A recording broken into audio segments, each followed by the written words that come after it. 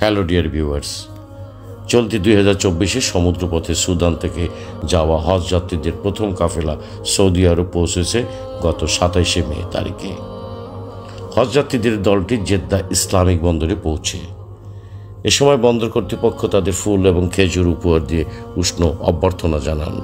Saudi বার্তা সংস্থা এসপির সূত্রে আরব নিউজ এই তথ্য জানিয়েছে। জাহাজে করে সমুদ্রপথে সম্মানিত হাজী সাহেবদের জার্নিটা বেশ এক্সাইটেড। এ সম্পর্কে বিশদ জানতে ওপেন জানালার সাথেই থাকুন আর সাবস্ক্রাইব করুন ওপেন জানালা।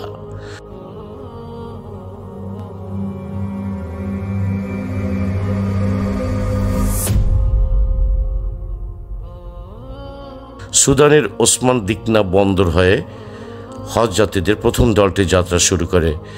প্রথম দফায় দেশটির কাসলা প্রদেশের 772 জন গমন করেন।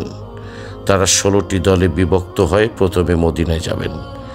সমুদ্রপথে হজ যাত্রীদের আগমন এবং প্রস্থান সহজ করতে বিশেষ লজিস্টিক পরিষেবা সিস্টেমের আওতায় এনেছেন the kingdom of Saudi Arabian government.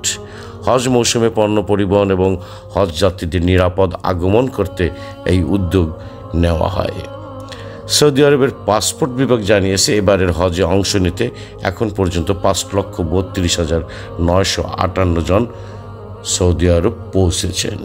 এর মধ্যে আকাশপথে 5,23,729, স্থলপথে 9,210, সমুদ্রপথে 19 জন সৌদি আরবে চেক ইন করেছে। বাংলাদেশ সরকারের ধর্ম মন্ত্রণালয়ের সিদ্ধান্ত অনুযায়ী বাংলাদেশ থেকে এবার হজ করবেন 85,257 জন। 9 মে থেকে শুরু হয়, 10 জুন পর্যন্ত হজ ফ্লাইট চলবে এবং ফিরতি ফ্লাইট শুরু হবে 20 জুন থেকে আর শেষ হবে 22 জুলাই। এবছর সারা বিশ্বের 20 লাখের বেশি মুসলিম হজ পালন করবেন বলে আশা করছে the kingdom of Saudi Arabian government. আল্লাহ হাফেজ।